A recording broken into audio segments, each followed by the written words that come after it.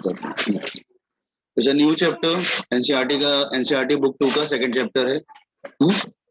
Okay, now first मैंने पढ़ा था, मैं छोटी जल्दी में करके निकलूंगा। Pressure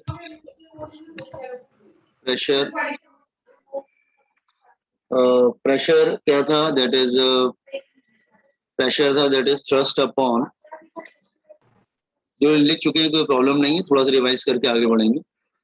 thrust upon area. Thrust का मतलब होता है परपेंडिकुलर फोर्स। थ्रस्ट का मतलब होता है परपेंडिकुलर फोर्स। तो प्रेशर हो जाएगा दैट इज परपेंडिकुलर फोर्स, ये परपेंडिकुलर का साइन है, अपॉन एरिया।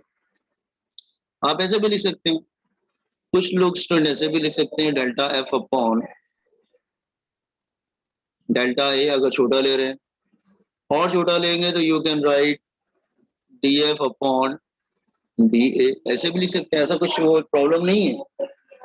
ठीक है, तो प्रेशर कैसा है? लाइक दिस वे, सपोज कर लो कि प्रेशर हमेशा सरफेस से किस एंगल पे एक्ट होता है, हमेशा 90 डिग्री पे ही एक्ट हो, ये ध्यान रखना। जैसे मैं अगर कोई एग्जांपल लूं, let's say I am taking example here, हाँ, let's say it's a liquid here, ये कोई लिक्विड है लेट्स से, और अगर लिक्विड के अंदर कोई सरफेस ले लेते हैं, लेट्स से अगर मैं ट्रायंगुलर ले लेता हूँ, लेट्स से एग्जांपल ले रहा हूँ, अगर मैं ट्रायंगुलर सरफेस एरिया को ले लेता हूँ, तो उस पर जो प्रेशर एक्ट होगा वो किस एंगल पे एक्ट होगा? जो प्रेशर एक्ट होगा वो बिल्कुल 90 डिग्री पे एक्ट होगा, मतलब इस तरह से एक्ट होगा। ठीक है, बिल्कुल इस तरह से एक्ट होगा, लाइक दिस पे। तो remember, pressure always act right angle to the surface. आप कैसे भी लेंगे वो परपेंडिकुलर एक्ट करेगा। ओके, तो pressure always act perpendicular to the surface. ठीक है, प्रेशर डिफरेंट हो सकता है depending on the height and all these things, but ये बात तो समझ में आ रहा है कि प्रेशर हमेशा 90 डिग्री पे रहेगा। ठीक है, अच्छा, ये जो भी प्रेशर ऐड कर रहा है, सपोज इधर P1 लग रहा है, इधर सपोज कर लो P2 लग रहा है, whatever pressure it is always perpendicular to the surface. Okay, और मैंने इसका यूनिट आपको बताया था, याद है? आपको ऐसा यूनिट क्या बताया था, याद है? न्यूटन पर मीटर स्क्वायर। इसको हम लोग क्या बोलते थे? पास्कल, पास्कल बोलते थे। फिर हमने सीजीएस भी किया था, याद है? डायन पर सेंटीमीटर स्क्वायर। फिर मैंने आपको इनके बिटवीन कन्वर्जन भी बताया था, देखिए that is 1 pascal is equal 1 Newton पर मीटर स्क्वायर को डायन पर सेंटीमीटर स्क्वायर में चेंज करने का मेथड ही बताया था, that is by multiplying 100 not 10, शायद 10 से मल्टीप्लाई करते थे ना, बाय मल्टीप्लाइंग 10, और वापस लाना हो तो बाय डिवाइडिंग 10, कैसे से हो जाता था। फिर मैंने कुछ अदर यूनिट्स भी बताया था, that is atmospheric pressure 1 atm कितना होता है, that is equal to 1.013 10⁵ pascal. फिर मैंने ये भी किया था, that is equal to 1 bar, bar भी एक यूनिट होती है, और भी यूनिट होती है एक्चुअली, ऐसा नहीं सिर्फ यही यूनिट होती है, एक और भी यूनिट होती है, बहुत इंटरेस्टिंग होती है, मैं थोड़ी देर बाद बताऊंगा। थर्ड ये होता है, दैट इज हाँ, कर चुके मुझे मालूम है, ठीक है, दैट इज 1 टॉर भी होता था, दैट इज टॉरिसली के नेम पर आया था, दैट इज टॉरिसली 133 पास्कल, हाँ 133 पास्कल नियर अबाउट। ठीक है, तो वैसे तो और भी यूनिट, अच्छा 1 एटमॉस्फेरिक प्रेशर को और भी कुछ बोलते हैं क्या, याद है? केमिस्ट्री में शायद ऐसा बोलते होंगे, क्या होता है 1 एटमॉस्फेरिक प्रेशर कितना होता है boys and girls? That is 76 centimetre of mercury ना, Hg, ये भी होता है। आपके ये क्या लिख रहे हैं? This is something very interesting, ये आपको मैं थोड़ी देर बाद बताऊंगा। व्हाट इज, इसको लेंथ के फॉर्म में भी एक्सप्रेस करते हैं प्रेशर। ठीक है, तो ऑलरेडी हम लोग पढ़ चुके थे, इसका डायमेंशन ही पढ़ चुके थे हम लोग। डायमेंशन क्या था? दैट इज प्रेशर का डायमेंशन क्या था? That is force upon area, ठीक है। फोर्स हमारा क्या हो सकता है, that is m1 l1 t minus two, और एरिया क्या होता है, दैट इज l2। तो डायमेंशन आ जाएगा that is m1 l minus one t minus two. तो प्रेशर कोई बहुत नया नहीं है आपको, ठीक है, यूनिट थोड़ा बहुत नया होगा बट काफी कुछ पड़ा हुआ है। प्रेशर का formula force upon area, pascal, ये सब मालूम है क्लियर। तो ऑलरेडी हम एक जो लास्ट वर्किंग डे था, मतलब लास्ट ऑफलाइन डे था, हमने उसमें किया था, ठीक है। अच्छा, आगे प्रोसीड करें हम लोग, कि कोई कॉपी करना है कि आगे बढ़े हम लोग? आगे जाइए सर। चलो, डेंसिटी, फिर हमने डेंसिटी भी किया था। डेंसिटी का स्टैंडर्ड सिंबल हमने क्या लिया था, रो। अच्छा, एक बात ध्यान रखना, प्रेशर भी स्केलर होता है और डेंसिटी भी स्केलर होता है, स्केलर क्वांटिटी। अच्छा, डेंसिटी का फॉर्मूला तो आपको मालूम है, density is mass upon volume.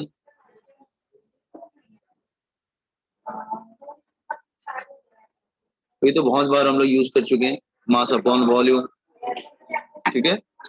अच्छा, डेंसिटी, डेंसिटी रो होगा, that is mass upon volume.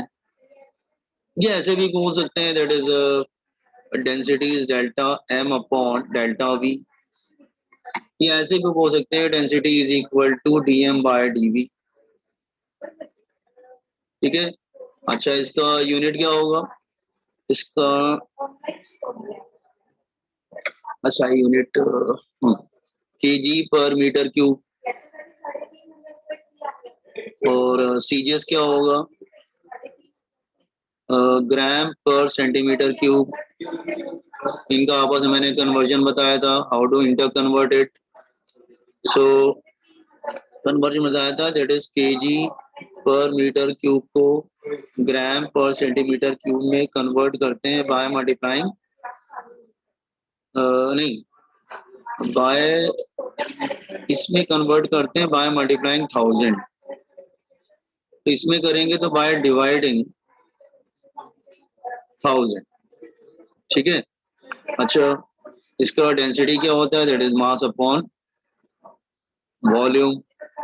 तो मास क्या होता है m, वॉल्यूम क्या होता है L3। तो अल्टीमेटली ये क्या आ जाएगा, that is m1 l minus three.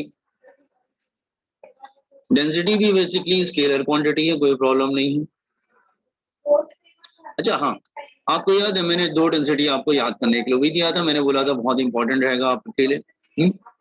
कौन सी दो डेंसिटी याद करने के लिए बोला था, पहले तो एक तो, हाँ,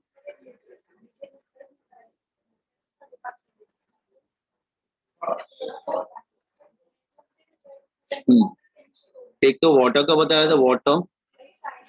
दूसरा किसका बताया था, मर्क्यूरी, याद है, मर्क्यूरी। दिस ईयर डेंसिटी, हाँ डेंसिटी बता रहे हैं, और केजी पर किलोमीटर लिख गया यार, क्या है, हाँ केजी, अच्छा ग्राम पर सेंटीमीटर क्यूब, और ये केजी पर मीटर क्यूब। तो मैंने बताया था इसकी वैल्यू क्या होती है, 1, और इसकी कितनी आती है, 1। This is 1 and this is 1000। फिर ये 13.6 जाएगा, ये 13600। तो you have to learn this one, ठीक है। तो हम लोग डेंसिटी पढ़ा था, दो हमने बहुत पहले पढ़ लिया था, प्रेशर एंड डेंसिटी। देखो प्रेशर और डेंसिटी बहुत इंटर रिलेटेड है, याद रखना। जब प्रेशर के ज्यादातर केसेस में 11th-12th में डेंसिटी आएगा, ये क्लियर, नो। अच्छा, अब हमने इसके बाद क्या किया था, इसके बाद का टॉपिक क्या किया था boys and girls? Pressure due to liquid column. हाँ, pressure due to liquid column. Third, pressure due to liquid column, ये भी छोटा सा ही है, pressure due to liquid column, ये किया था pressure due to liquid column. और ये क्या था हमारा, हमने क्या दिया, कोई कंटेनर लिया था जैसी, और ये इस वन ईयर थोड़ा रिवाइज करके बस आगे बढ़ रहे हैं, हाँ?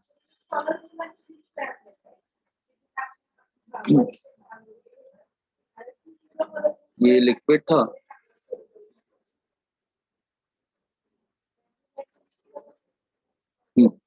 इसका हाइट हमने क्या लिया था, that is h, height is h।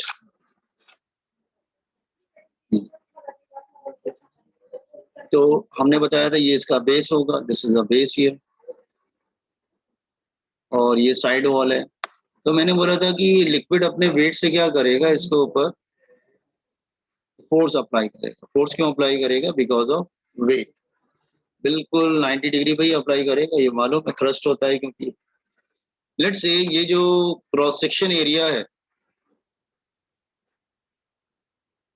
इसको हम लोग ले लेते हैं A is the cross section area. तो हमने प्रेशर का फॉर्मूला क्या बताया था, that is force upon area. ये हमने किया था pressure on at base of container.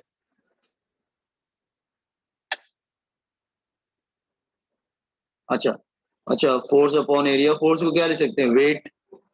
Wait क्या होगा, mg, mass is equal to volume into density,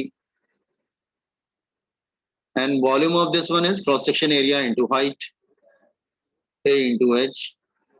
तो a कैंसिल हो जाएगा, तो हमें प्रेशर का फाइनल फॉर्मूला क्या मिल जाएगा, h rho ji.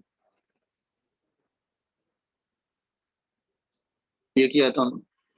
So pressure depends on height, बहुत इंपॉर्टेंट फॉर्मूला है, h rho G, g and density, rho for density of the liquid. ठीक है, रो क्या होगा, that is density of liquid. ये सब हमने किया।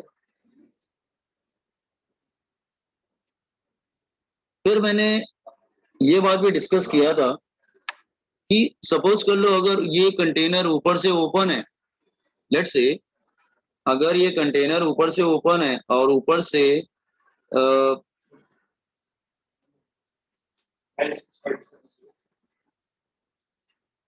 एटमॉस्फेरिक प्रेशर भी एक्ट हो रहा है, लेट्स से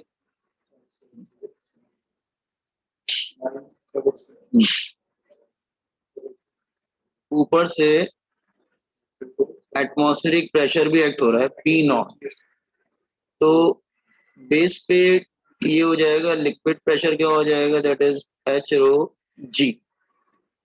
तो टोटल प्रेशर कितना हो जाएगा, total pressure at the base, liquid pressure plus atmospheric pressure, total pressure क्या हो जाएगा, that is atmospheric pressure plus liquid pressure. तो टोटल प्रेशर हो जाएगा atmospheric pressure plus liquid pressure क्या होगा, एच रो जी, एच ले लेंगे इसका हाइट हियर। सो मैंने बताया था इसको हम लोग क्या बोलते थे, इस प्रेशर को एक नाम दिया था हमने, जिसमें एटमॉस्फेरिक प्रेशर भी इंक्लूडेड होता है। उसको क्या नाम दिया था, एब्सोल्यूट प्रेशर ना। इसको हमने बोला था दिस इज एब्सोल्यूट प्रेशर। तो जब भी न्यूमेरिकल में एब्सोल्यूट प्रेशर आएगा उसमें मतलब उसमें एटमॉस्फेरिक प्रेशर क्या है, एडेड है। लेकिन अगर हम सिर्फ एच रो जी बोलते, इसको इधर ले लेते, P माइनस पी नॉट, ये total pressure at the base, total pressure at base. हाँ, तो ये आएगा एच रो जी। तो इसको हम लोग ने नाम दिया था गेज प्रेशर। हाँ, गेज प्रेशर, ये गेज प्रेशर हो जाता है। सो अब ये थोड़ा वर्ड याद रखना, क्यों कभी से समटाइम बच्चों को न्यूमेरिकल करने में प्रॉब्लम होता है, उनको समझ नहीं आता एटमॉस्फेरिक प्रेशर ऐड करना है नहीं करना है, तो वो डिपेंडेंट क्या पूछ रहा है वो, इज क्लियर। तो वो तुम ध्यान रखना जरा, ठीक है। ओके, यहाँ पे करने के बाद हमने लिफ्ट वाला केस डिस्कस किया था क्या इसको, Yes. हाँ बहुत जल्दी। अच्छा, कोई कॉपी नहीं कर रहा, मैं आगे मूव करूं, Yes. ये कर चुके हैं शायद, मैं रिकॉर्डिंग भेज दूंगा इसकी, ठीक है। देन हाँ, फिर हमने स्पेशल केसेस किए थे इसके, कि अगर इस कंटेनर को जिसमें लिक्विड हाइट h है और प्रेशर बेस p पे लग रहा है, और अगर ये ऊपर जा रहा है विद एक्सेलरेशन a, तो हमने प्रेशर का फॉर्मूला क्या दिया था, दैट इज h रो, मैं p नॉट ऐड नहीं कर रहा हूँ, ऐड करना नहीं करना देख लेना, रो g प्लस ए हो जाएगा ना, g प्लस ए हो जाएगा। और अगर यही कंटेनर नीचे जा रहा हो तो इसमें 3 केसेस डिस्कस किए थे, हाइट इज एच, और अगर ये नीचे जा रहा है विद एक्सलेशन है तो नीचे जाता है तो माइनस हो जाता है ना, वेट कम होता है, एच रो जी माइनस ए, और यहाँ पे जो ए है वो थोड़ा जी से कम है। अच्छा, इसमें थर्ड केस क्या था, अगर वो इक्वल हो गया तो उसके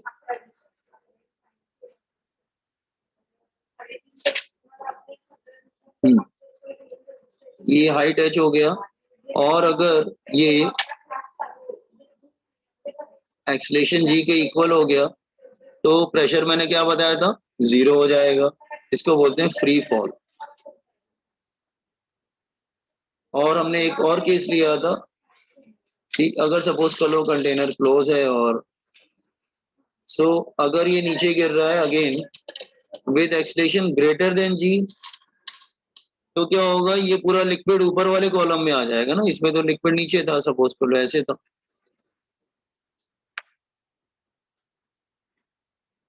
ये लिक्विड ऊपर वाले कॉलम में चला जाएगा, मैंने बोला था कि लिक्विड जो है वो ऊपर वाले पोर्शन में चला जाएगा, और उस पे जो प्रेशर लगेगा वो, हाइट तो एच है, उस पे जो प्रेशर लगेगा वो एच रो ए माइनस जी, ठीक है।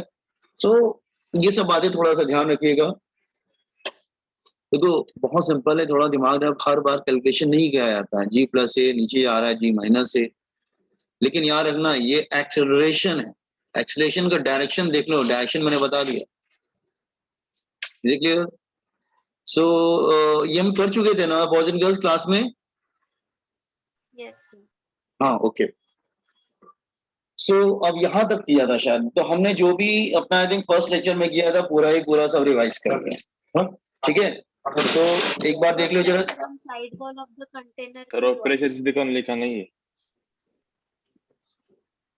अच्छा प्रेशर वाला एब्सेंट थे क्या, चलो अच्छा ठीक है। हमने प्रेशर किया था, डेंसिटी किया था, pressure due to liquid column किया था, और छोटे से 2-4 केसेस डिस्कस किए। हाँ ये कोई इसको कुछ कॉपी कर रहा है कि मैं आगे बढ़ूं, क्या मैं रिकॉर्डिंग भेज दूंगा इसका? सर ऊपर से लिखा दो नहीं। मिनट सर, 2 मिनट लास्ट बार। तो ऊपर स्क्रॉल करे कि इधर? ऊपर ऊपर। अच्छा रुको, कोई तो बच्चा इसको कॉपी कर रहा है, do it fast.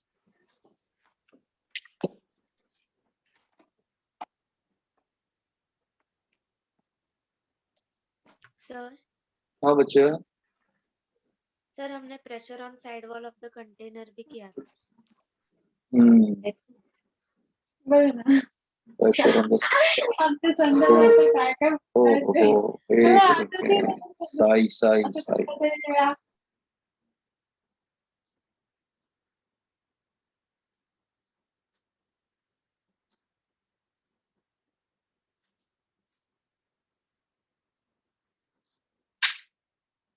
Done sir.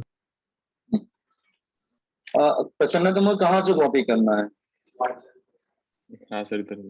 वो स्टार्टिंग से एक काम करो ना, ये पूरा लेक्चर फिर ये हो चुका था, मैं तुम्हें रिकॉर्डिंग भेजता हूँ उसको पर्सनली, ठीक है सर। ठीक है। तो प्रेशर का फॉर्मूला है रखना, force upon area, density mass upon volume. अब ये इंपॉर्टेंट है, pressure due to liquid column h rho, ठीक है। तो मैं आज तुम्हें पर्सनली भेज देता हूँ।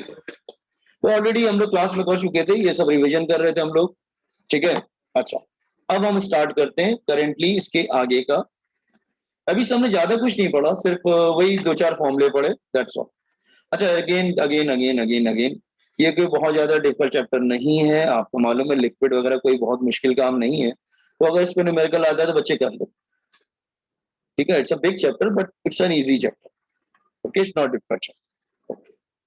सो अब हम स्टार्ट कर रहे हैं, शायद कुछ बच्चों ने लोअर स्टैंडर्ड में सुना होगा ये word, Pascal's law.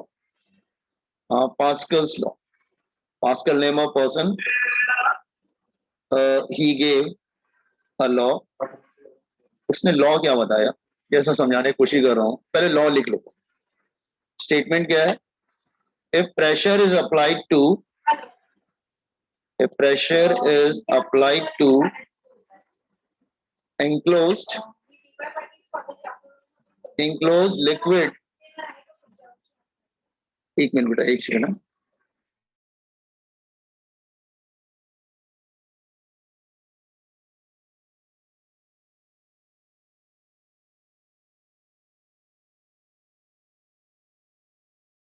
if pressure is applied to enclosed liquid, enclosed on the close from all sides, then that pressure transmitted transmit मतलब एक जगह से दूसरी जगह जाना, transmitted undiminished मतलब बिल्कुल लॉस नहीं होना, undiminished equally in all directions, in all direction. तो इसमें क्या बोल रहा है कि अगर कोई लिक्विड क्लोज है और अगर तुम सोच रहे हो मैं उस पर प्रेशर अप्लाई करूं, तो अगर लिक्विड क्लोज है ना तो पूरे लिक्विड के अंदर हर जगह पे सेम प्रेशर जाएगा। जैसे मैं उसकी बात करता हूँ, जैसे आपने देखा होगा ना होली के समय जो जब होली खेलते हैं तो उसमें जो है उसको क्या पिचकारी बोलते हैं ना, दैट इज पिस्टन होता है, इज इट क्लियर? तो आप देखते हैं ना एक सिलेंडर जैसा होता है जैसे लाइक दिस वे, ये इंजेक्शन लगाता है डॉक्टर, दैट वन, डॉक्टर जब इंजेक्शन लगाता है that one, is it clear? तो अगर यहाँ पे प्रेशर अप्लाई करता है तो क्योंकि ये पूरा क्लोज होता है तो that pressure transmitted equally in all direction. तो आपने देखा होगा जब आपके डॉक्टर इंजेक्शन नहीं लगाते क्या, हाँ कंपाउंडर जब इंजेक्शन लगाता है तो आप देखते होंगे कि जब वो पिस्टन को प्रेस करता है तो जो प्रेशर अप्लाई करता है वही प्रेशर पूरे लिक्विड के अंदर जाता है एवरीवेयर, लेकिन लिक्विड क्लोज होना चाहिए, ये बात भी करेक्ट। आर्गुटिंग उसका लॉ समझ में आया? ये लॉ देखने में तो बहुत पहले पता, लॉ क्लियर हुआ? A pressure is applied to enclosed liquid, then that pressure transmitted मतलब एक जगह से दूसरी जगह जाना, undiminished मतलब कोई लॉस नहीं होना, equally in all direction, हर तरफ। आप have you understood this statement, boys and girls? Yes, sir. ठीक है, अच्छा। Now, yes, see, अच्छा, हाँ, इस पे इसकी एप्लीकेशन बहुत है, इस पे न्यूमेरिकल्स आते हैं और इस बार मेंस में इस पे न्यूमेरिकल्स आया था। कौन सा न्यूमेरिकल आया था इसी पे बता रहा हूँ, just here, application of Pascal's law, बहुत सारी एप्लीकेशंस हैं, एप्लीकेशन ऑफ पास्कल्स लॉ।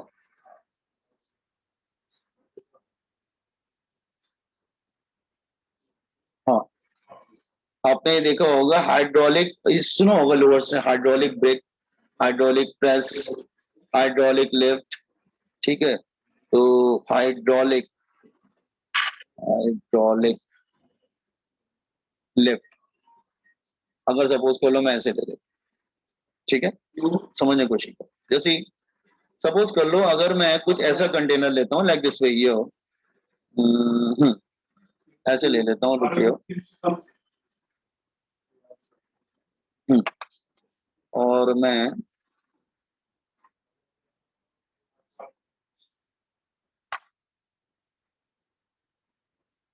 यार ये हैंग करता है।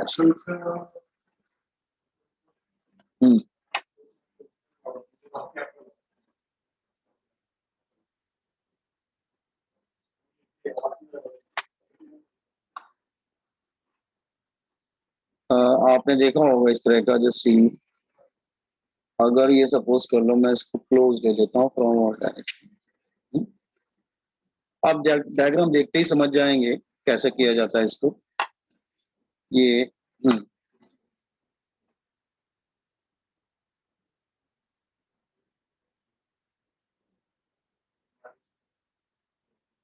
अच्छा ठीक, तो ये इस तरह से देखो,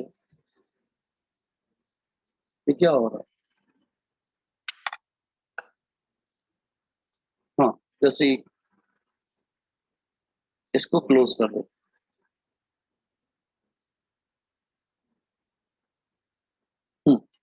इस तरह से लिक्विड क्लोज है और यहाँ पे आपने एक पिस्टन ले लिया है, ठीक है, और यहाँ पे एक, ठीक है, एक काम करते हैं, यहाँ पे पहले कार रख देते हैं, जैसे कार हियर, ठीक है, और यहाँ पे एक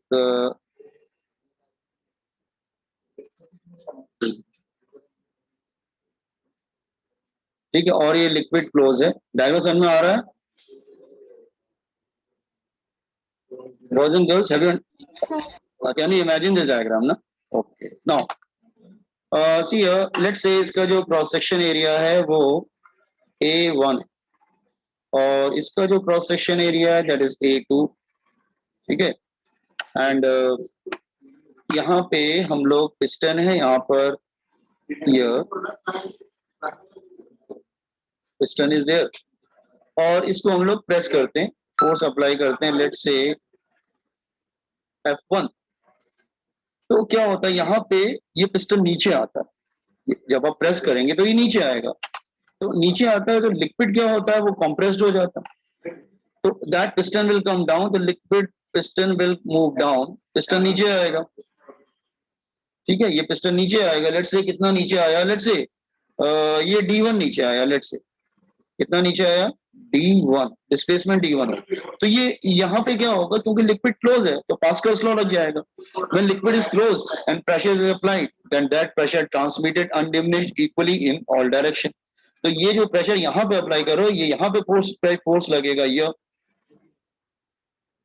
और ये पिस्टन ऊपर की तरफ जाएगा, तो piston will move little bit upward. ठीक है, वो ऊपर की तरफ मूव करेगा, see like this way here. हाँ, ये थोड़ा सा ऊपर आ जाएगा लाइक दिस वे हियर।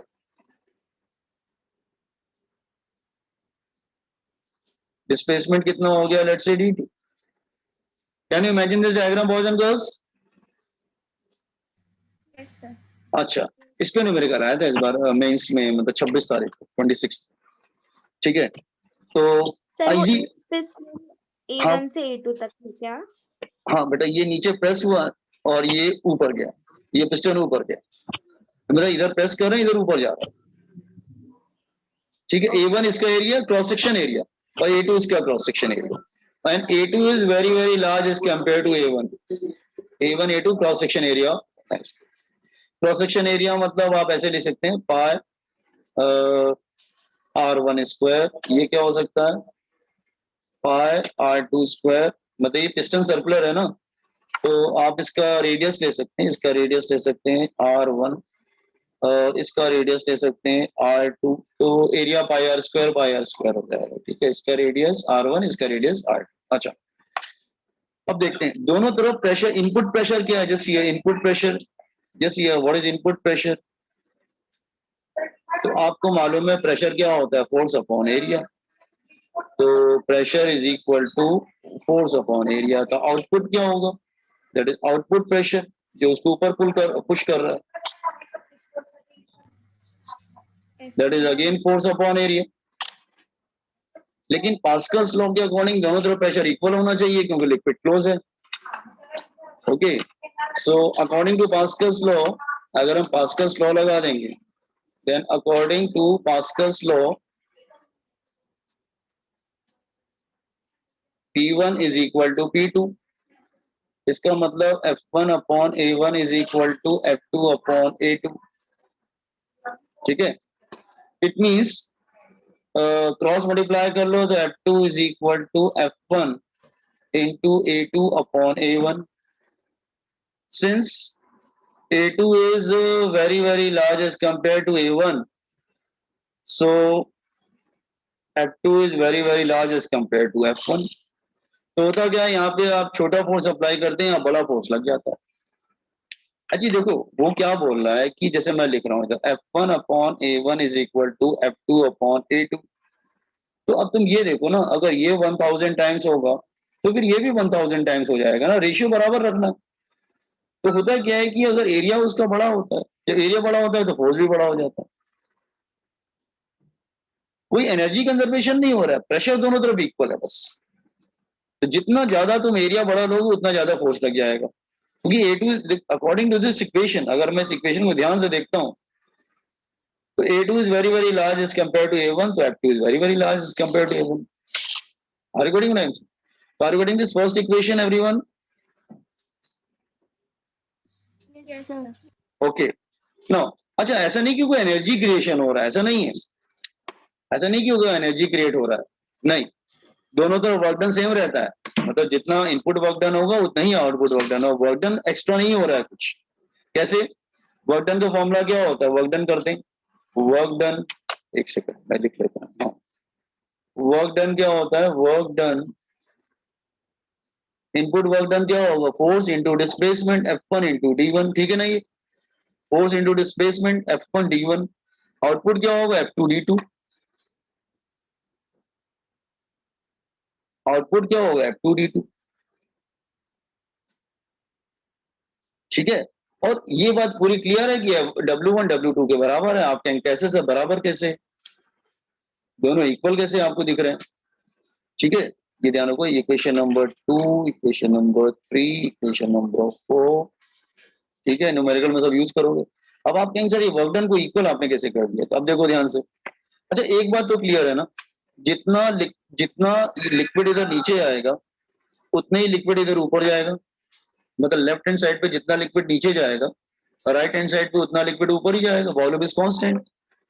तो बाय जस्ट हियर, तो आप ऐसे बोल सकते हैं कि जितना वॉल्यूम नीचे आ रहा है लेफ्ट हैंड साइड पे, उतना ही वॉल्यूम ऊपर जाएगा राइट हैंड साइड पे।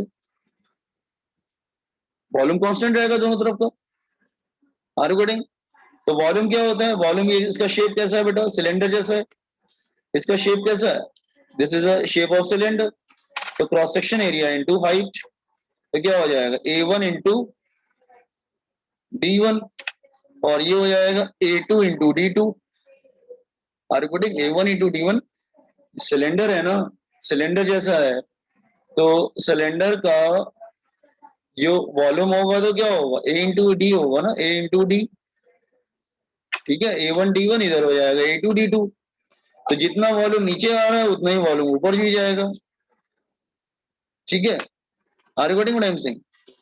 ओके, तो D2 क्या हो जाएगा, D2 is equal to D1 into A1 upon A2, ऐसा बन जाएगा। और ये बात आपको मालूम है, since A2 is very very large as compare to A1, therefore D2 is very very less as compared to D1। तो कहने का मतलब ये पिस्टन ज्यादा मूव करेगा, ये पिस्टन कम मूव करेगा। ये पिस्टन ज्यादा मूव करेगा, ये पिस्टन कम मूव करेगा। Are you getting? ये बात समझो ना। ये हो गया इक्वेशन नंबर 5। अब आप कहेंगे सर W आपने इक्वल कैसे कर दिया वर्क डन को, ध्यान से देखो। W1 की वैल्यू क्या है, F1 इंटू D1। F1 की वैल्यू इक्वेशन नंबर 1 से ले लो, सॉरी नहीं, आउटपुट निकालो, एक मिनट। हाँ, W2 is equal to F2 into D2। एक काम करते हैं, F2 यहां से ले लेते हैं और D2 यहां से ले लेते हैं।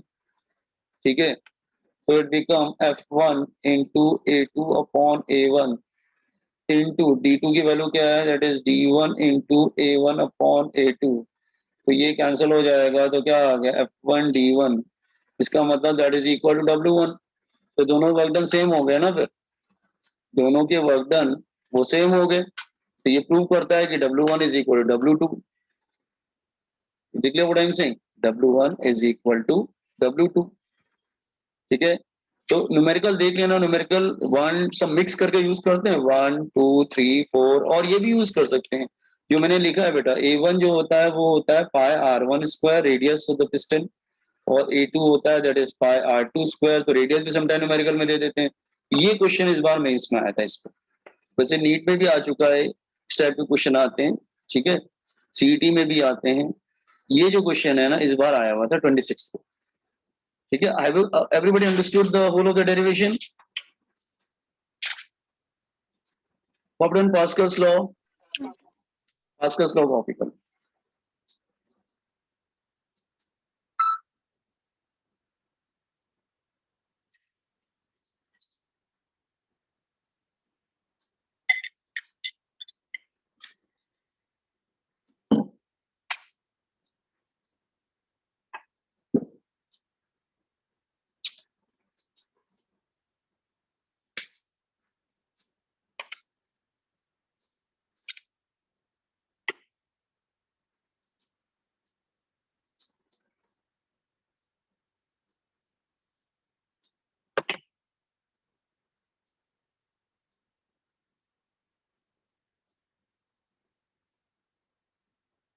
So please scroll down.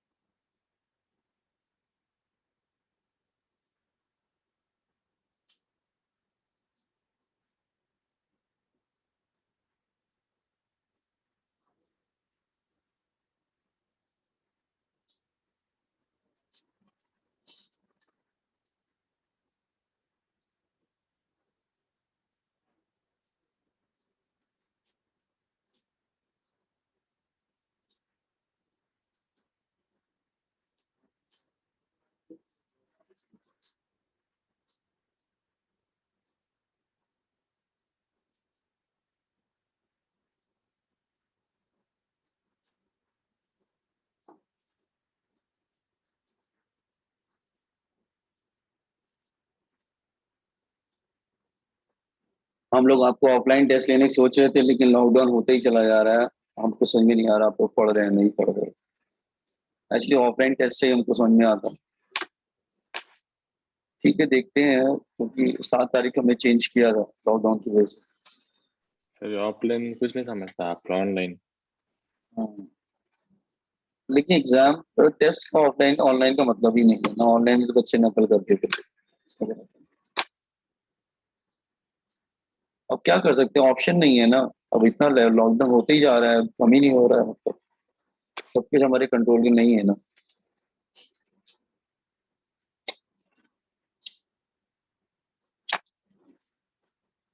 Sir आप फिक्स डेट पे ऑनलाइन लीजिए ना वो टेस्ट। हाँ तो वही सोच रहे हैं, फिर ऑनलाइन ही लेना पड़ेगा, संडे को ही लेते हैं, फिर अब क्या कर सकते सर मतलब कॉलेज की टेस्ट क्या है, एकेडमी की? हैं। एकेडमी का लेना था, बिल्कुल जेई लेवल का, नीट लेवल का और सीईटी लेवल, पूरा मतलब जैसे पेपर आता है ना उसी पैटर्न का। ठीक है, चलो ठीक है, कंप्लीट कर लीजिए आप लोग इसको, तो आगे पढ़ाना स्टार्ट करो।